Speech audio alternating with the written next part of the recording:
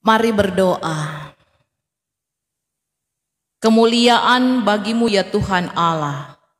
Engkau yang terus menuntun dan memimpin jalan kehidupan yang kami lalui di kehidupan dunia ini.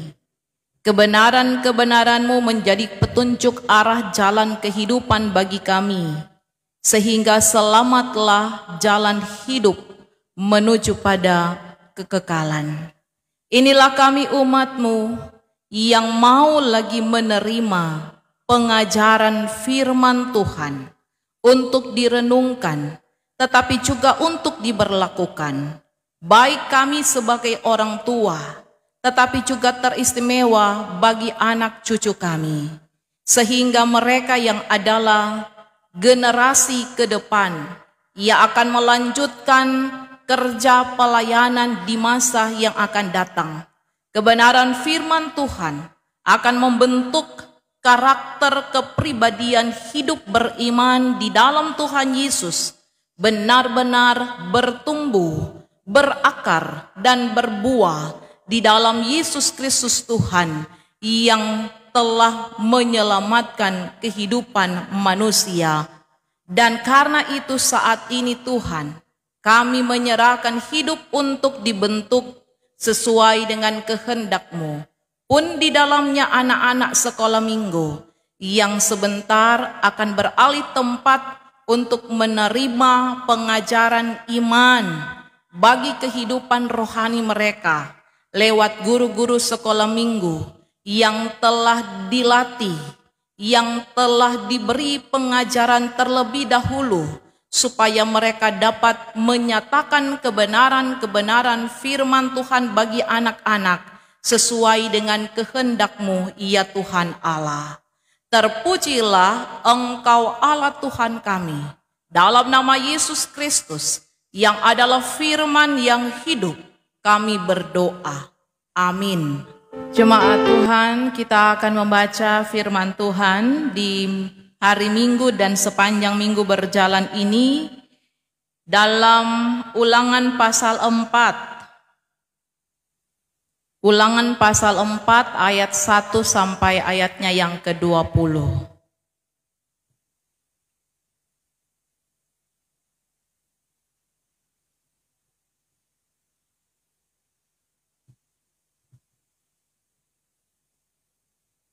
Ulangan pasal 4 ayat 1 sampai ayatnya yang ke-20. Mari diundang kita berdiri.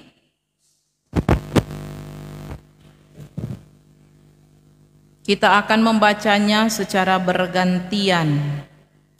Saya bacakan ayat-ayat yang berangka ganjil, jemaat membaca ayat-ayat yang berangka genap. Dengan judul perikop Musa menasihati bangsa itu memelihara hukum Allah. Demikian firman Allah. Maka sekarang hai orang Israel, dengarlah ketetapan dan peraturan yang kuajarkan kepadamu untuk dilakukan, supaya kamu hidup dan memasuki serta menduduki negeri yang diberikan kepadamu oleh Tuhan Allah nenek moyangmu. Janganlah kamu menambahi apa yang kuperintahkan kepadamu, dan janganlah kamu menguranginya. Dengan demikian kamu berpegang pada perintah Tuhan Allahmu yang kusampaikan kepadamu. Matamu sendiri telah melihat apa yang diperbuat Tuhan mengenai Baal Peor, sebab Tuhan Allahmu telah memunahkan dari tengah-tengahmu semua orang yang mengikuti Baal Peor. Sedangkan kamu sekalian yang berpaut pada Tuhan Allahmu masih hidup pada hari ini. Ingatlah, aku telah mengajarkan ketetapan dan peraturan kepadamu, seperti yang diperintahkan kepadaku oleh Tuhan Allahku, supaya kamu melakukan yang demikian di dalam negeri yang akan kamu masuki untuk mendudukinya. Lakukanlah itu dengan setia, sebab itu yang akan menjadi kebijaksanaanmu dan akal pada bangsa-bangsa yang pada waktu mendengar segala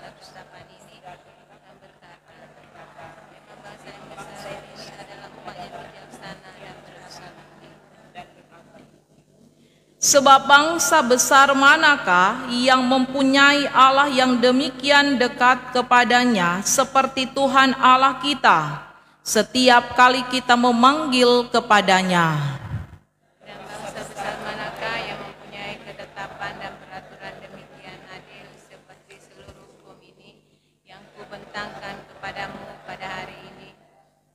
Tetapi waspadalah dan supaya jangan engkau melupakan hal-hal yang dilihat oleh matamu sendiri itu, dan supaya jangan semuanya itu hilang dari ingatanmu seumur hidupmu. Beritahukanlah kepada anak-anakmu dan kepada cucu cicitmu semuanya itu, yakni hari itu ketika engkau berdiri di hadapan Tuhan Allahmu di Horeb, waktu Tuhan berfirman kepadaku, suruhlah bangsa itu berkumpul kepadaku, maka aku akan memberi mereka mendengar segala perkataanku, sehingga mereka takut kepadaku selama mereka hidup di muka bumi, dan mengajarkan demikian kepada anak-anak mereka. Lalu kamu mendekat dan berdiri di kaki gunung itu, sedang gunung itu menyala sampai ke pusat langit dalam gelap gulita, awan dan kegelapan. Lalu berfirmanlah Tuhan kepadamu dari tengah-tengah api, suara kata-kata kamu dengar, tetapi suatu rupa tidak kamu lihat, hanya ada suara. Dan ia memberitahukan kepadamu perjanjian yang diperintahkannya kepadamu untuk dilakukan, yakni ke-10 firman, dan ia menuliskannya pada 2 loh batu. Dan pada waktu itu aku diperintahkan Tuhan untuk mengajarkan kepadamu ketetapan dan peraturan, supaya kamu melakukannya di negeri kemana kamu pergi untuk mendudukinya. Hati-hatilah sekali, sebab kamu tidak melihat sesuatu rupa pada hari Tuhan berfirman kepadamu di Horeb dari tengah-tengah api. Supaya jangan kamu berlaku busuk dengan membuat bagimu patung yang menyerupai berhala apapun, yang berbentuk laki-laki atau perempuan, yang berbentuk binatang yang di bumi, atau berbentuk burung bersayap yang terbang di udara, atau berbentuk binatang yang merayap di muka bumi, atau berbentuk ikan yang ada di dalam air di bawah bumi. Dan juga supaya jangan engkau mengarahkan matamu ke langit, sehingga apabila engkau melihat matahari, bulan dan bintang, segenap tentara langit, engkau disesatkan untuk sujud menyembah dan beribadah kepadanya sekaliannya itu, yang justru diberikan Tuhan Allahmu kepada segala bangsa di seluruh kolong langit sebagai bagian mereka. Sedangkan Tuhan telah mengambil kamu dan membawa kamu keluar dari dapur peleburan besi dari Mesir untuk menjadi umat miliknya sendiri, seperti yang terjadi sekarang ini. Demikian firman Tuhan, disilakan duduk. Berbahagialah kita yang gemar mendengar, memahami, menerima, bahkan menerapkan perkataan firman dalam kehidupan setiap hari. Amin. Jemaat yang dikasihi dan diberkati Tuhan, Shalom. Damai di hati. Semoga kita tidak merasa terganggu kenyamanan dengan lampu yang padam, mungkin pakai genset, Kang. Ya. Tetap orang bersyukur dalam segala keadaan hidup yang diberikan Tuhan. Amin. Puji Tuhan. Saudara-saudara jemaat yang dikasihi dan diberkati Tuhan, tema yang menuntun perenungan di sepanjang minggu yang berjalan ini adalah wariskanlah perintah Tuhan kepada anak cucu cicit. Kalau berbicara tentang warisan, pasti orientasi pemikiran kita adalah segala sesuatu yang diberikan orang, baik orang tua atau siapapun yang dipercayakan bagi kita untuk menerimanya, dijaga, dipelihara. Dan orientasi lebih utama adalah warisan harta, warisan rumah apalagi. Tetapi orang tua dulu bilang, nyanda ada harta, nyanda ada tanah, nyanda ada rumah, cuma ada ilmu yang boleh diwariskan. Ya, karena itu orang tua berusaha, berjuang untuk supaya anak-anaknya bisa sekolah dengan baik dan berhasil dalam pendidikan dan kerja. Karena itulah warisan orang tua menggantikan harta, materi, kekayaan yang tidak dapat diberi kepada anak-anaknya.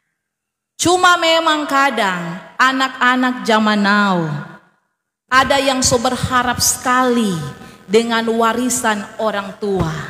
Ada yang kurang tunggu-tunggu tuh orang tua mau mati. Kau mau ambil itu rumah, mau ambil itu tanah kapleng, ambil itu kobong. Pada akhirnya muncul pertengkaran yang berujung malapetaka dan kebinasaan. Bagian bacaan ini sesungguhnya menekankan warisan yang bukan sebagaimana orientasi pemikiran kita seperti yang saya katakan tadi, tetapi lebih kepada warisan hidup beriman. Apalah artinya harta melimpah, kekayaan yang banyak, kedudukan jabatan yang tinggi, kalau kata TikTok bilang nyanda berakhlak. Bahasa TikTok Kang, berakhlak, tidak berakhlak.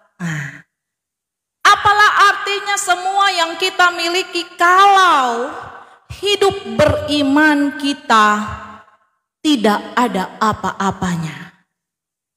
Mungkin kita bisa berkata kita rajin ibadah, ya. Kita jakase persembahan banyak-banyak, ya.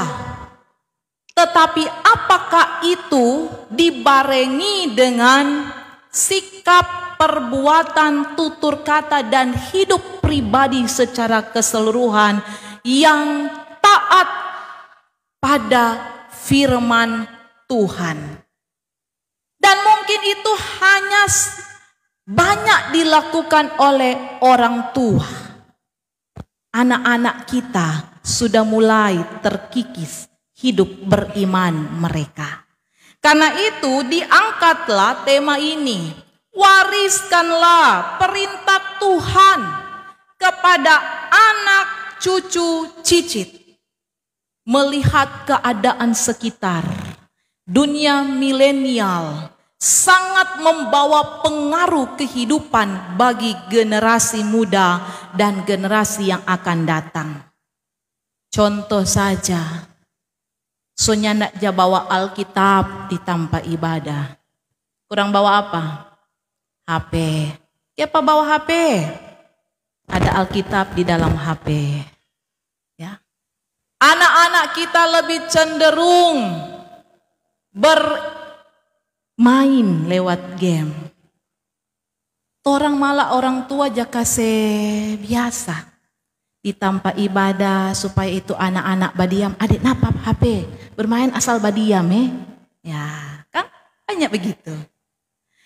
Bagian ini memang dengan tegas mengingatkan, tetapi juga menjadi teguran bagaimana kehidupan sebagai orang tua, sebagai warga gereja, sebagai jemaat Tuhan, belajar dari kesaksian perjalanan kehidupan umat Israel dalam mempersiapkan kehidupan yang baru di tanah yang dijanjikan Allah, supaya barang siapa yang menepati dan menduduki tanah yang berlimpah berkat Tuhan tidak akan lupa diri, tetapi yang selalu beribadah, setia, dan taat kepada Allah Tuhan yang telah membebaskan nenek moyang mereka dari tanah perbudakan di Mesir, dibawa ke tanah yang berlimpah dengan berkat Tuhan.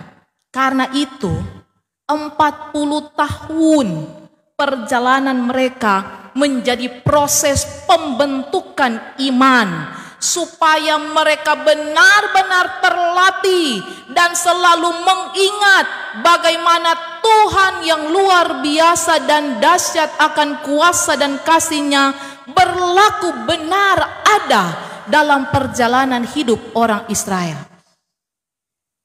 Karena itu oleh Musa sebagai pemimpin umat, sebelum orang Israel masuk tanah Kanaan, tanggung jawab daripada Musa mengingatkan kembali bagi orang Israel, karena dia menyadari dan dia tahu benar dia tidak akan lagi bersama-sama dengan orang Israel untuk masuk ke tanah Kanaan sebagaimana yang sudah difirmankan Tuhan kepada Musa. Karena itu Musa kasih ulang, mengingatkan kembali apa dan bagaimana yang harus dilakukan oleh orang-orang Israel di tanah Kanaan.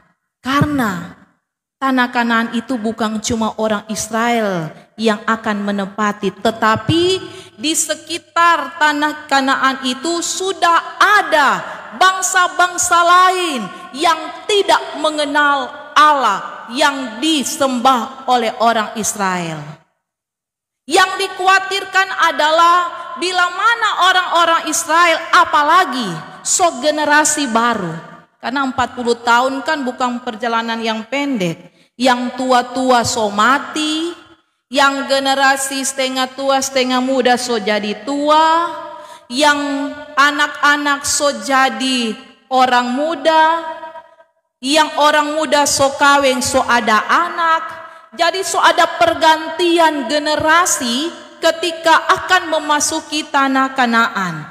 Nah, menjadi kekhawatiran adalah ketika mereka sudah ada di tanah Kanaan, dorang yang cuma dengar cerita-cerita nenek moyang mereka, bagaimana kerja kuasa Tuhan berlaku, tetapi pengaruh kuat nantinya dengan bangsa-bangsa yang ada di sekitar tanah Kanaan akan besar mempengaruhi cara hidup mereka.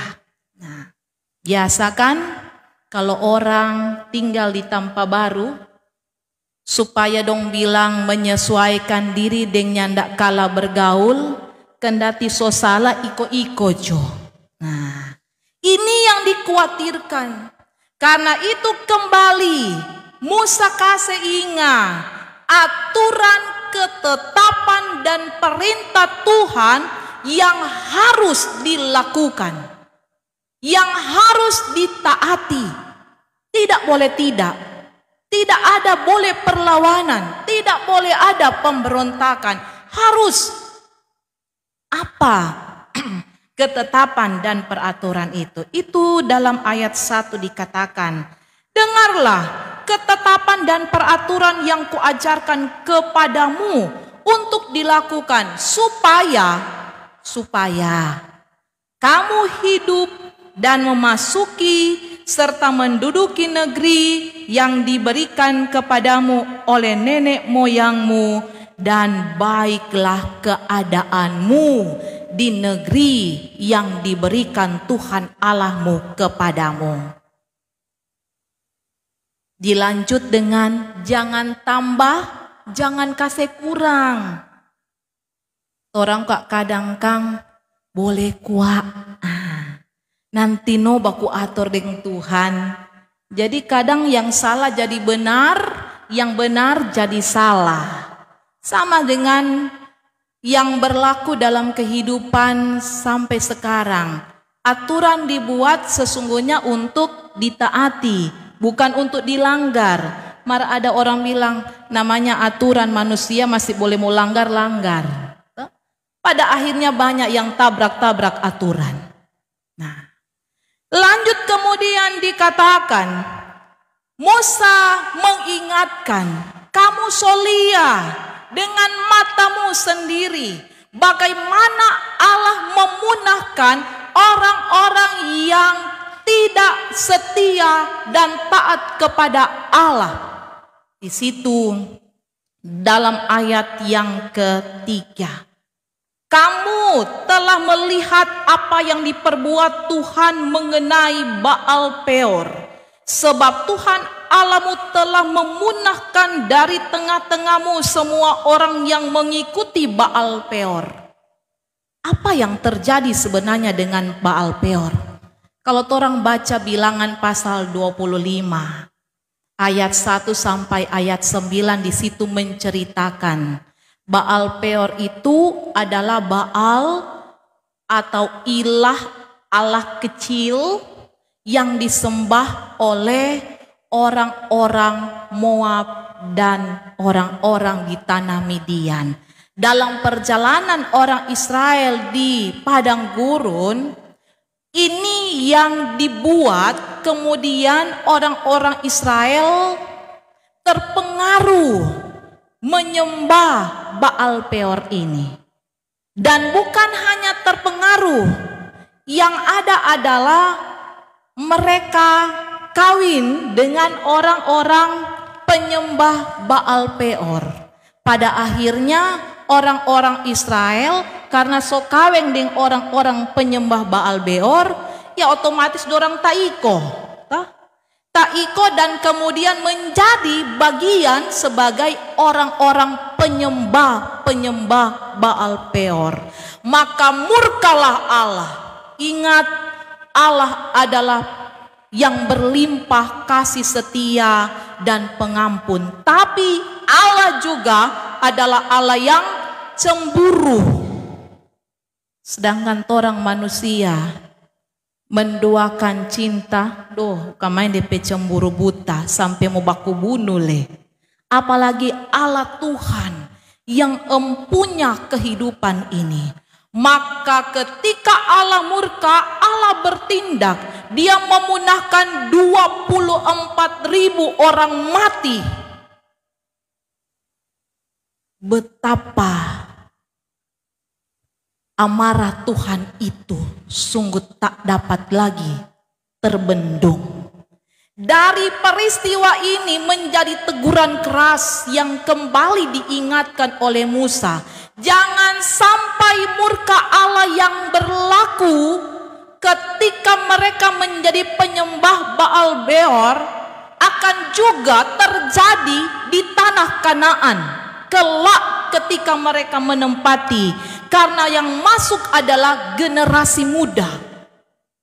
Maka ayat yang ke-9 ada bilang, waspadalah, hati-hatilah, supaya engkau jangan melupakan apa yang engkau telah lihat dan engkau saksikan dengan matamu sendiri yang berlaku ketika Allah memunahkan mereka yang menyembah berhala. Dan ini mesti diberitahukan, dikatakan, beritahukanlah kepada anak-anakmu dan kepada cucu cicitmu semua yang terjadi dalam perjalanan kehidupan orang Israel, supaya ketika bangsa Israel sudah ada di tanah Kanaan, hal yang pertama yang harus mereka terus lakukan adalah hukum 10 hukum Tuhan. Apa yang pertama? Jangan ada padamu Allah lain di hadapanku, dan jangan menyembah apapun yang menyerupai apapun.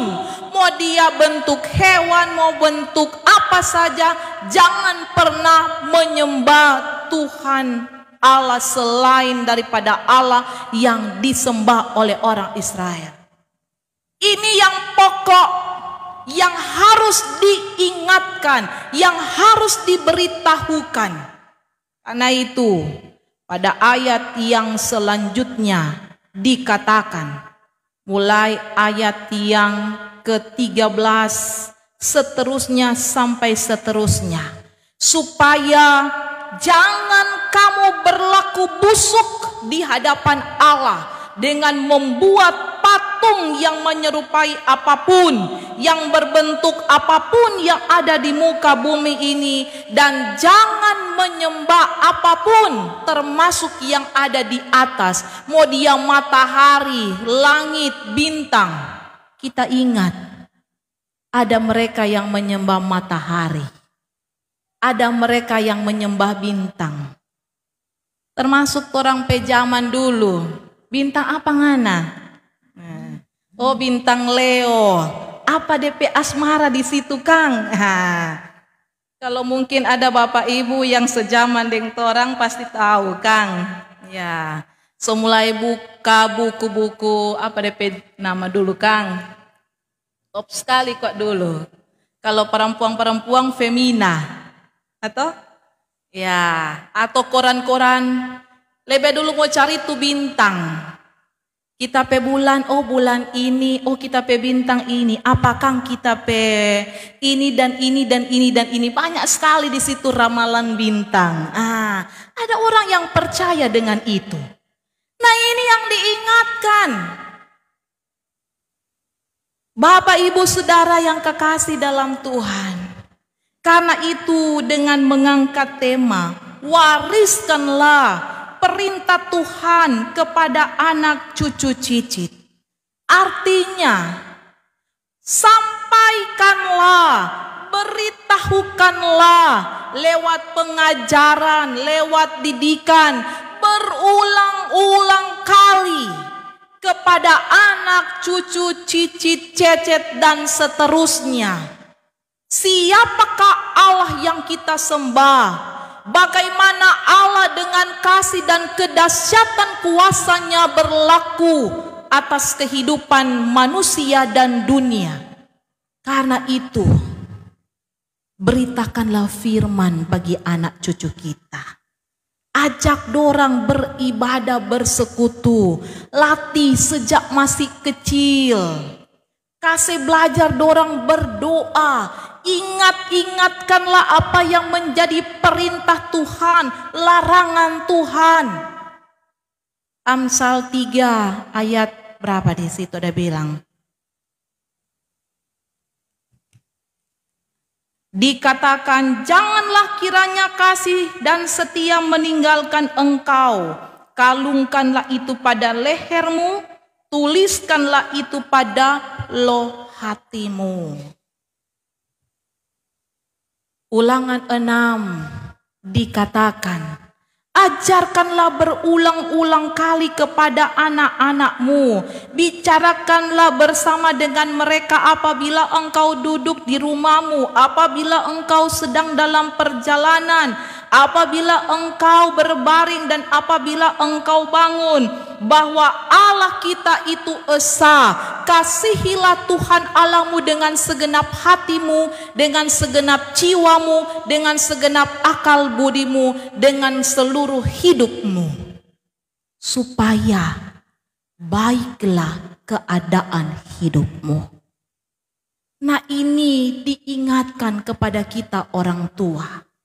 Karena anak cucu cicit cecet adalah generasi penerus gereja. Orang pe anak-anak so lebih sedikit. Kalau dulu orang tua anak 5, 6, ada yang 9, ada yang sampai 13, 15. Oh Tuhan tolong. Mar tabae semua. Orang ini cuma 1, cuma 2, cuma 3, amburadul itu anak-anak. Jangan heran di jalang-jalang banyak anak-anak yang dalam tanda kutip liar. TikTok bilang, salah siapakah? Tanggung jawab iman orang tua untuk tegur dengan kasih, untuk mengajarkan firman Tuhan, supaya membentuk karakter hidup anak-anak Tuhan sebagai anak-anak yang takut akan Tuhan, sehingga mereka takut untuk berbuat jahat. Sedangkan ketua orang tua kadang nyanak ja masuk gereja, nyanak ja ibadah, nyanak ja baca firman, nyanak berdoa. Bagaimana mau ajak, mau suruh, mau perintah itu anak-anak? Jangan jadi sama dengan itu cerita. DP papa bilang, anak, jo masuk kolong. Papa dang, papa lelah. 1 kali DP anak iyo, 2 kali DP anak iyo, 3 kali DP anak kasih balik. Papa le nak masuk ibadah, kong kita le papa mau suruh saya masuk ibadah, berhenti le. Malah lebih parah kalau anak bertanya, Pak, itu Tuhan Yesus kote ada mati di mana?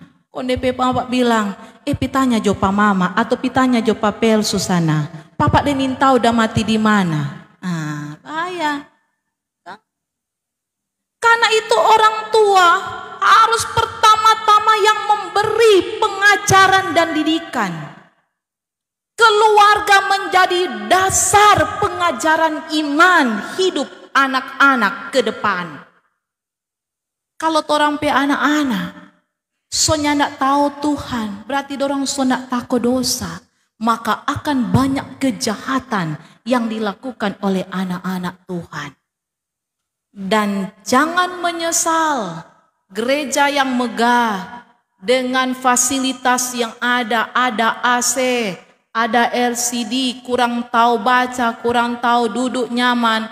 Mungkin bisa jadi 5, 10, 15 tahun depan so kosong ini gereja. Karena torang pe anak cucu cece so nyanda jamaah so ibadah. Di dunia barat Bapak Ibu, coba baca-baca Google. So banyak gereja aja tutup. Karena anak-anak muda, dorang lebih percaya dengan dunia digital, dunia ilmu pengetahuan yang memberikan kepuasan terhadap apa yang mereka cari. Nah, ini tantangan bagi kita. Orang pe kota-kota Bitung adalah kota digital. Ya. Tapi ingat, jangan jadikan digital itu sebagai dalam tanda kutip berhala. Karena apa? Karena dengan digital bisa merusak akal pikiran manusia, bisa memutarbalikkan fakta, bisa menjadikan anak-anak lebih tertuju kepada digital, tidak lagi membaca firman Tuhan. Coba tes, coba tanya anak-anak, tanya pat orang diri sendiri orang tua, adakah setiap hari torang ajak torang pe anak baca firman, atau lebih banyak bas status dengan main game? Coba torang hitung, 1 hari berapa banyak dorang baca firman, berapa kali dorang berdoa, dibandingkan dengan berapa jam dorang main game. Betul? Kita juga anak di rumah, sakit kepala, kurang jahil kang HP. Tapi itulah dunia sekarang, karena itu jadi pergumulan gereja zaman now. Kids zaman now menjadi tanggung jawab yang berat bagi kita orang tua yang hidup di masa milenial ini. Gaul, silahkan gaul. Menggunakan IT, silahkan gunakan. Tapi pakailah dengan hikmat bijaksana daripada Tuhan. Karena itu juga ada dalam bagian bacaan ini kan. Ayat berapa di situ? Ayat 6. Lakukanlah itu dengan setia, sebab itulah yang akan menjadi kebijaksanaanmu dan akal budimu di mata bangsa-bangsa yang ada pada waktu mendengar segala ketetapan yang disampaikan kepadamu. Pakai hikmat, pakai bijaksana, pakai akal pikiran yang sehat. Dasarilah hidup sesuai dengan firman Tuhan. Ketika kita menggunakan segala fasilitas, segala kemudahan segala kecanggihan teknologi dalam terang kehendak Tuhan. Kita juga pakai HP ya Kak, baca-baca akan referensi, cari informasi, tapi jangan sampai salah gunakan. Malah kadang lewat HP, dunia maya, orang saling mencerca, saling bully, saling menjatuhkan, saling membuka aib, dan seterusnya dan seterusnya. Pada akhirnya orang menjauhkan diri dari persekutuan yang beribadah. Nah, memang firman ini keras, saudara-saudara kan? Tapi inilah yang harus disampaikan.